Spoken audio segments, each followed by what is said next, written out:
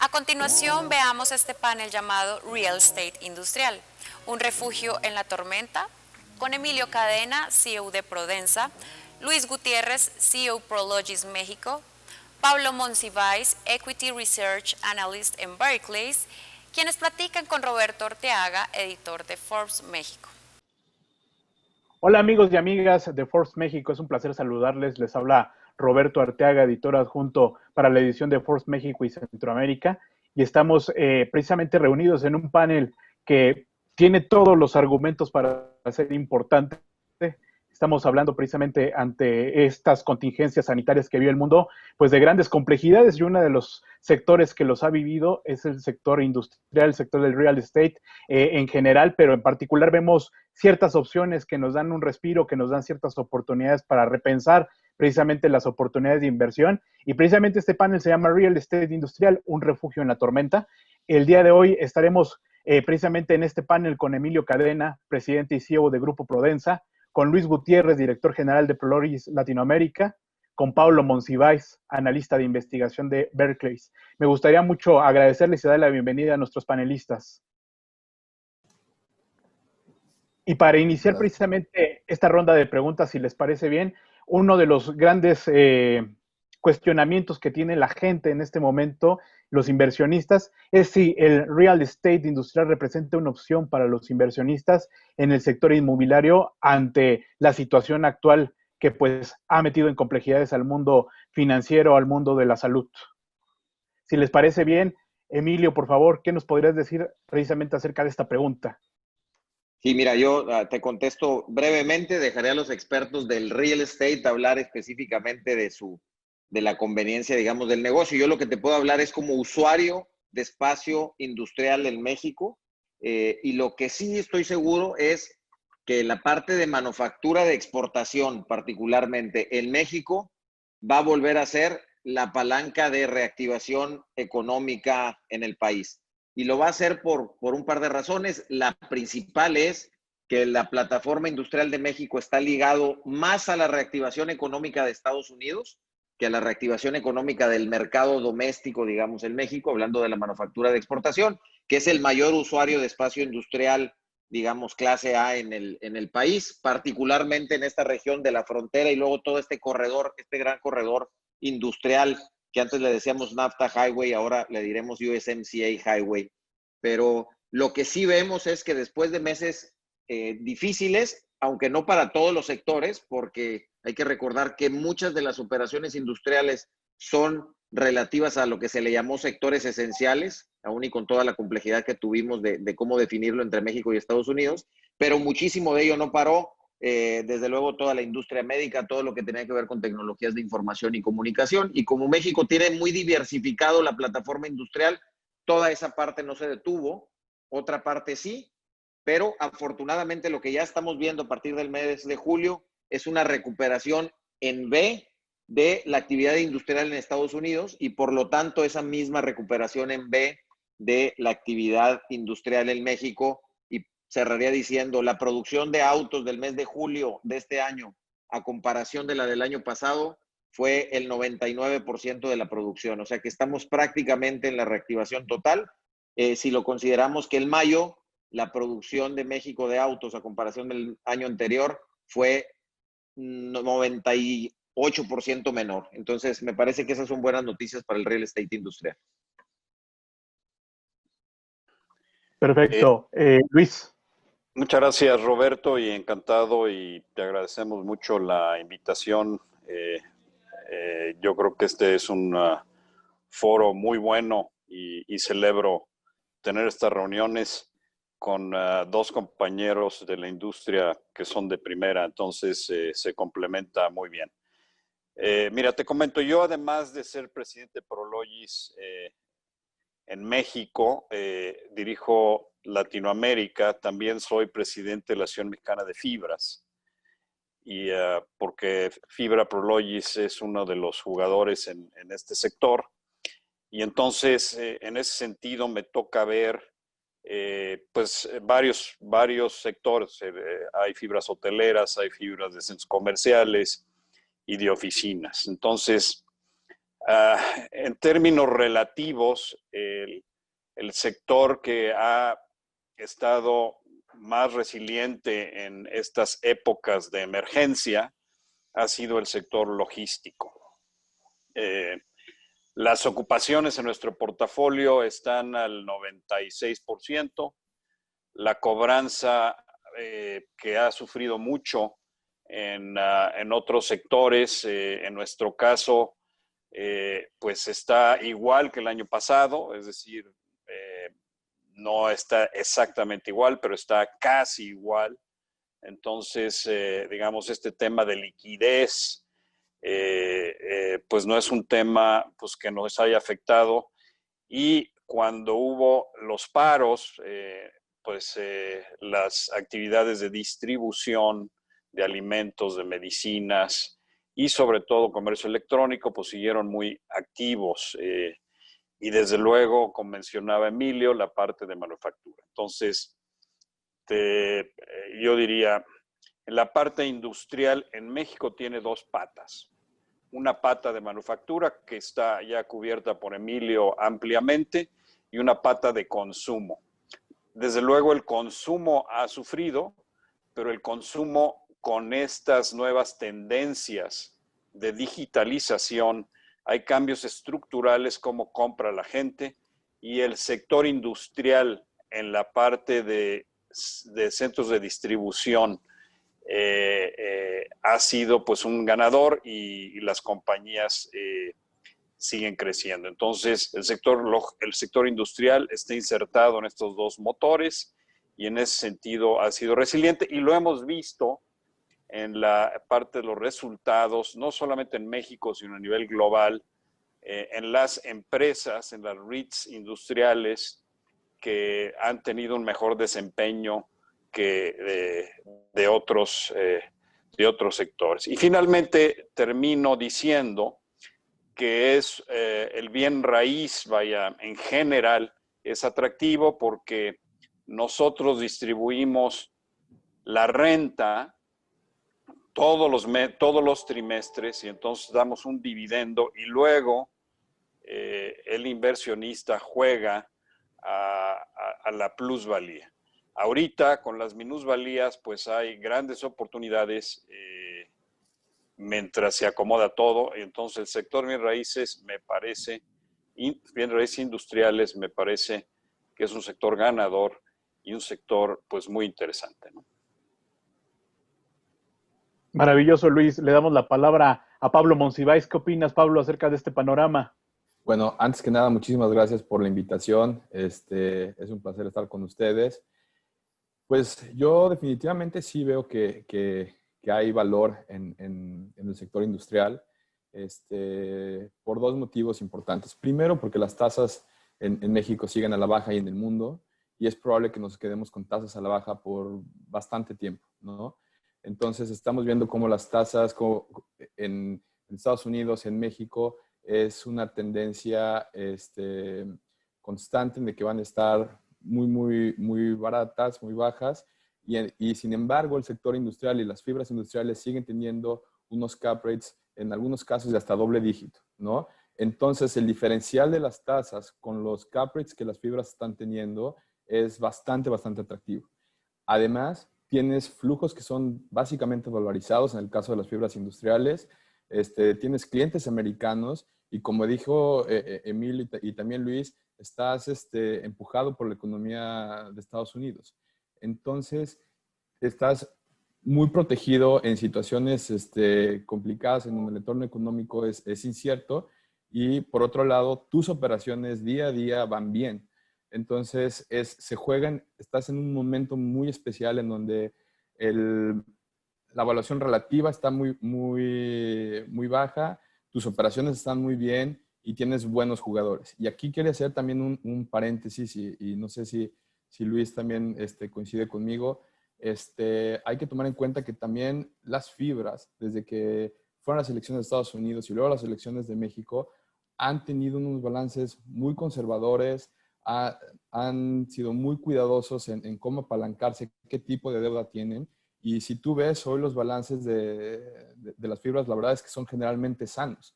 Y a lo mejor en otros momentos, en las crisis del 94 o en crisis anteriores, pues no veías a lo mejor las empresas con esta solidez financiera. Entonces, creo que es un buen momento. Evidentemente ya te puedes meter un poquito más al detalle y decir, oye, me gusta más el industrial o a lo mejor en las oficinas o en el real estate comercial creo que hay una oportunidad más de largo plazo, pero en especial en el real estate de oficinas y comercial, pues ahí vas a tener que pensar muy bien las cosas porque esos dos sectores van a tener otro tipo, el debate que ellos están teniendo es mucho más profundo de cómo se va a ver ese sector en 2, 3 años, ¿no? Sin embargo, el real estate industrial ahorita se ve muy atractivo y creo que va a seguir atractivo por un buen tiempo. Esta crisis sanitaria sin duda ha traído grandes incertidumbres y veamos también ya cargando en la espalda incertidumbres del pasado como fue el Tratado de Libre Comercio de México con Estados Unidos y Canadá. Y afortunadamente este año pues, pareciera que ya se ha borrado precisamente la incertidumbre acerca de si continuaba o no continuaba. La verdad es que se ha ratificado y eso otorga también ciertas oportunidades. Me gustaría preguntarles en este sentido, ¿qué tanto puede detonar precisamente el TEMEC las inversiones nuevas precisamente en el sector inmobiliario traducido en la parte industrial?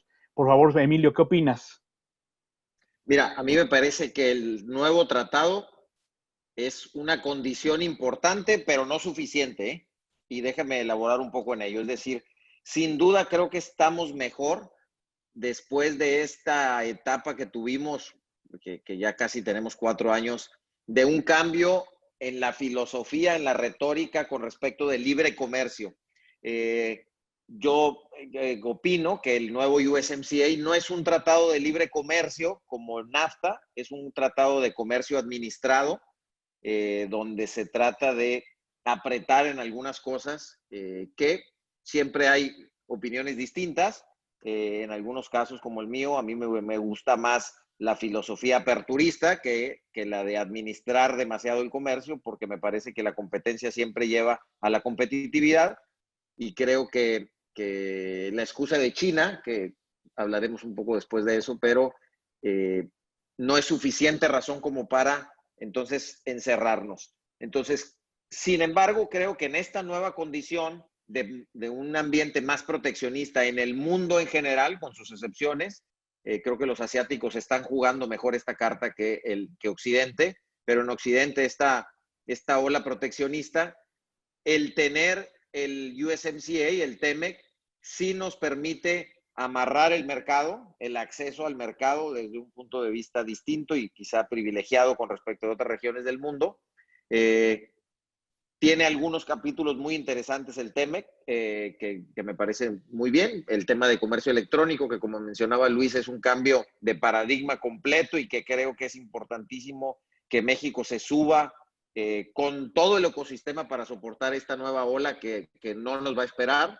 El tema de corrupción, que me parece que es importante. El tema de pymes, que ojalá que podamos llevarlo y pasar de la retórica y de que todos hablamos de las pymes, pero pocos las entendemos y son muchos menos los que hacemos algo al respecto. Sin embargo, creo que sí le da certidumbre jurídica.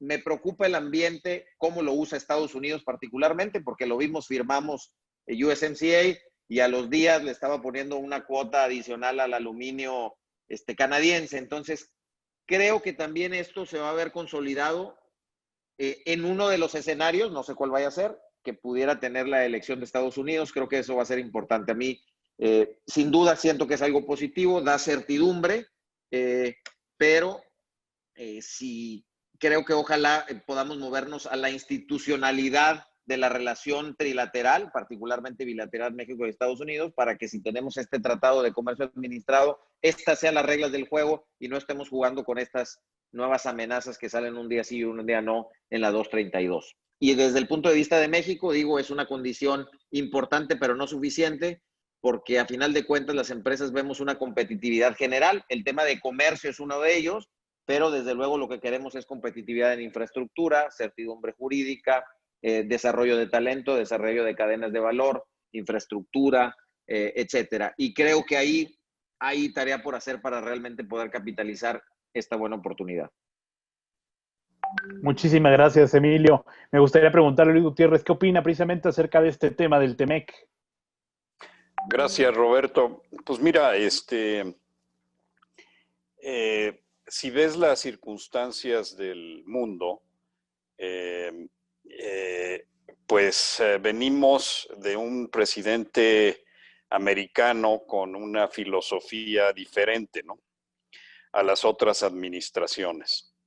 Entonces, el hecho de que finalmente hayamos llegado a un acuerdo con nuestros principales socios comerciales, pues me parece una maravilla, porque el no haberlo hecho, yo creo que era un escenario catastrófico, y más en estos momentos que estamos viviendo actualmente. Yo creo que no es un NAFTA 2, esto es como un tratado que le falta, pero yo creo que tiene cosas muy buenas, como mencionaba Emilio. Yo creo que mantiene el acceso libre a los mercados, acota y mantiene la protección de la inversión, que eso es súper importante y que no se modificó porque en la negociación los americanos querían quitar las protecciones de inversión, y entonces había muchas inversiones esperando pues estos capítulos, y moderniza nuevas cosas, ¿no? El FCPA y una serie de cosas. Entonces, en ese sentido, hay un marco que permite bueno, ya lo estamos viendo, ¿no?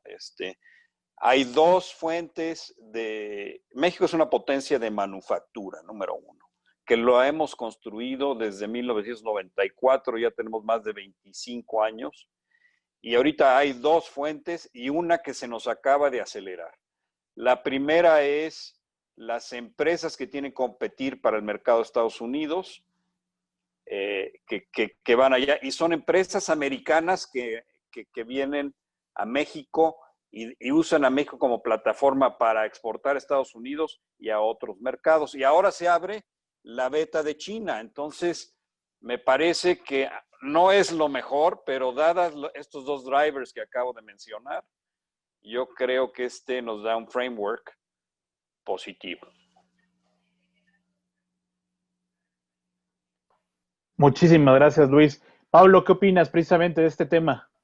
Pues yo definitivamente creo, y estoy ahí con lo que dijo Emilio, es una condición necesaria, no es suficiente, y desde el punto de vista a lo mejor del mercado bursátil, muchos inversionistas estaban esperando ver que esto pasara, y era una incertidumbre, ¿no? De qué es lo que va a pasar con México, cómo va a cambiar esto, la dinámica de manufactura en México.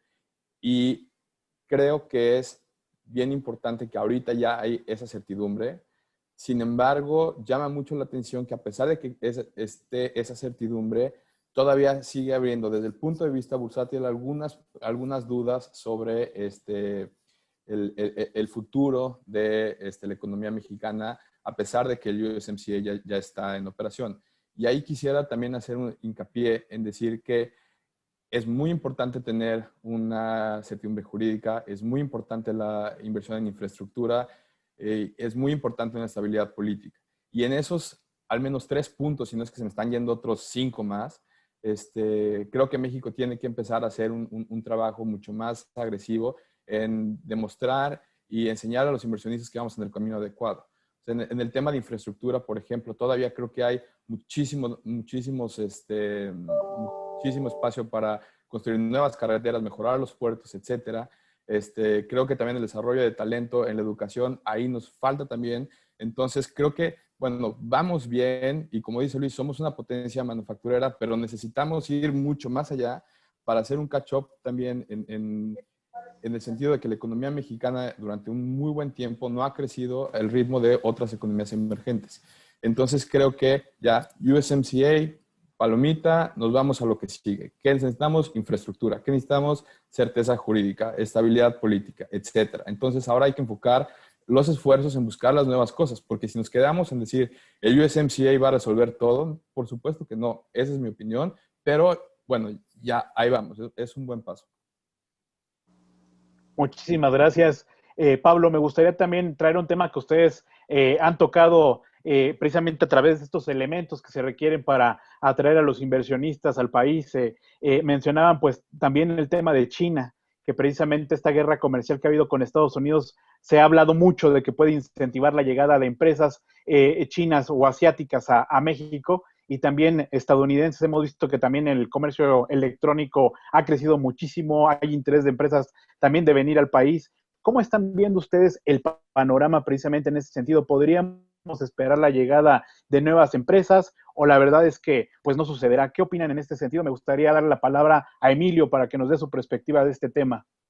Sí, Roberto, sin duda van a venir más empresas y déjame tratar de decir por lo menos por qué veo yo que esto va a ser, y lo voy a ligar un poquito también con la respuesta anterior que dábamos, y lo decía ahorita Pablo, hay que recordar que el NAFTA, un porcentaje, diría yo, razonable, pero no la mayoría del comercio que nosotros hacemos con Estados Unidos en los productos manufactureros, entra a Estados Unidos utilizando la tarifa preferencial de NAFTA. Hay muchas otras cosas con el avance que se tuvo con OMC, donde las empresas deciden utilizar a México como plataforma industrial, pero exportar no utilizando esa preferencia arancelaria. Creo que el NAFTA de hoy da otras cosas del USMCA que son buenas, otras que son importantes que tomemos en cuenta, como el tema de reforma laboral o los temas ambientales, que son temas delicados de cumplimiento, que a mí en lo personal me parece que representan un riesgo, pero que sin duda nos mueven a una cultura industrial de clase mundial que es importantísima en la independencia sindical, la libertad, etcétera, el respeto al medio ambiente y hablar de sustentabilidad como un tema integral. Lo que ya veníamos viendo, y por la razón que las empresas a veces están aquí no utilizan NAFTA en ese momento o no utilizarán USMCA, es porque lo que sí es una realidad es la regionalización de la manufactura. Es decir, tú acercas tus activos productivos a las regiones donde se consume. Y esto tiene que ver principalmente con la tendencia tanto financieras de eficiencia, de bajar inventarios. Creo que se va a aumentar porque ahora estamos moviéndonos o añadiendo al just in time, que conviene tenerlo cerquita, estamos añadiendo el just in case, que es just in case una pandemia, just in case una guerra comercial, just in case un tema de desastre natural o lo que sea. Entonces eso hace que hace sentido tener a tus proveedores cerquita en el mercado de consumo. Yo lo que veo es que las empresas moverán sus activos industriales a las regiones donde producen. Por lo tanto, va a haber una permanencia importantísima de activos productivos en Asia, porque China, Vietnam, Taiwán, etcétera, tiene la misma situación. Es la regionalización de la manufactura para ese mercado que es el mercado de mayor crecimiento. En algún día, no tengo la menor duda, será el más grande. Los chinos sí van a crecer este año, que es increíble. Pero los activos productivos para acercarse al mercado de Norteamérica, México tiene la posibilidad de ser un ganador. Eso incluye diría yo, a la industria china de hoy, que no es la misma industria china de hace 25 años. Lo decía Pablo, creo que Asia ha hecho un trabajo espectacular en el tema de infraestructura, innovación, desarrollo de talento, tecnología, digitalización, etcétera. Y ahora mucho de lo que viene son empresas chinas que están en su crecimiento global y dicen, ahora crecí en China y ahora voy a otras partes del mundo a acercarme a esos mercados. Entonces, sin duda que yo veo este nearshoring y lo refiero como el nearshoring al mercado. Creo que también desde el punto de vista ambiental es más responsable la producción ubicada en la región que tenerlo que pasar por el mar recorriendo 3 meses.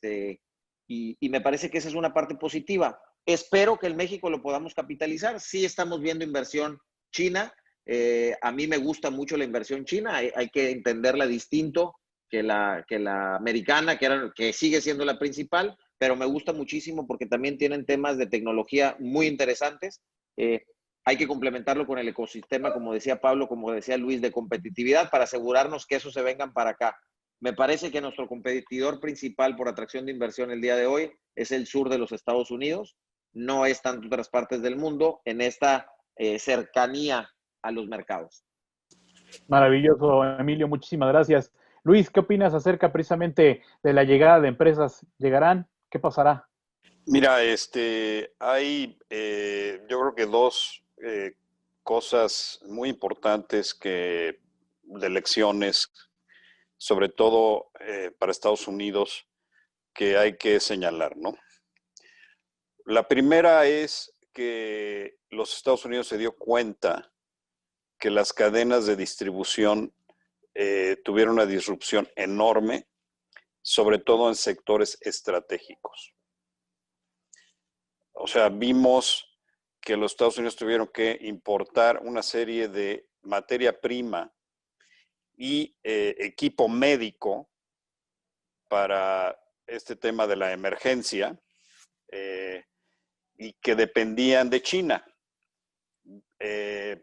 Al mismo tiempo, hay una serie de temas que son muy sensibles para la seguridad nacional, sobre todo ahora en esta nueva época digital, como son temas pues electrónicos, en donde se van a producir los microchips, en donde se va a producir todos los nuevos equipos digitales de la nueva era. Y dada esta pelea tecnológica que existe entre Estados Unidos y China, pues me queda claro que muchas de las operaciones que están allá por temas estratégicos, pues van a tener que venirse a estar más cerca del mercado. Entonces, digamos, la primera tendencia es esa, esta no es igual que antes. O sea, antes era el sector automotriz, era algunos productos de consumo. Ahora esta es una gran oportunidad que abre diferentes sectores en los que posiblemente no teníamos tanta participación. La segunda es, igual que el tsunami de Japón, que hizo la primera ola en el sector automotriz hace varios años, esta disrupción está haciendo que las empresas repiensen sus cadenas logísticas y ahora ya no necesariamente va a ser un tema de costo, sino va a ser un tema de resiliencia. Es decir, es posible que los costos suban, se van a tener que incrementar los inventarios y van a tener que tener un plan A, plan B, plan C. ¿Y cómo le hacemos para que México sea parte de este plan estratégico? Es algo que necesitamos ver. Entonces, en este sentido, nosotros estamos viendo ya empresas en nuestros mercados, sobre todo en la frontera, en los mercados de Tijuana, Ciudad Juárez, Reynosa, Monterrey, ya varias empresas, y no son necesariamente empresas chinas, son empresas que de alguna manera hacían manufactura en China, que no son chinas, que ahora están repensando esto. Entonces yo creo que hay una oportunidad con empresas chinas, pero tal vez pienso que la mayor oportunidad es empresas no necesariamente chinas, sino americanas, europeas o asiáticas, coreanas o taiwanesas, que están, digamos, muy bien puestas y son en diferentes sectores a los que habíamos antes, y para eso necesitamos un plan estratégico. Perfecto, Luis, muchísimas gracias. Pablo, ¿qué opinas al respecto? Pues yo hago eco a lo que está Luis comentando, en el sentido de que, y yo creo que hay una palabra clave, que es estratégico. Van a venir más empresas chinas o francesas, taiwanesas o de donde sea, a México, en la manera de que en donde México pueda ser estratégico para sus operaciones y que hagan algo estratégico para los Estados Unidos. Nosotros, bueno, el equipo de US Research publicó una nota diciendo que iba a ser muy difícil ver un cambio abrupto y sobre todo a gran escala de mover manufactura de China a México. Sin embargo, dijo, pero lo que es estratégico, como dicen, dónde se hacen los microchips, medical devices y ese tipo de productos, ahí sí vamos a tener ahí podemos tener una ventaja. Pero tampoco vamos a tener una ventaja, como dicen, en otros productos que en China se producen bastante eficientemente porque ya tienen infraestructura, porque ya tienen a lo mejor 30 años de ciertas ventajas. Pero entonces, como conclusión, sí veo más inversión. Lo he escuchado de Luis, lo he escuchado de otras empresas que están en el mismo canal. Sin embargo, creo que el tema es estratégico. Tiene que buscar ese aspecto que a Estados Unidos le interesa, que se produzca en este lado del mundo, y ahí podemos ver ese crecimiento. Entonces, creo que por ahí. Ahora, de todo el parque industrial que hay en México, esta nueva tendencia va a representar 10% de crecimiento en el área bruta, o va a ser 15 o va a ser 5. Eso todavía está por verse y eso a lo mejor lo vamos a ver no sé, en varios años.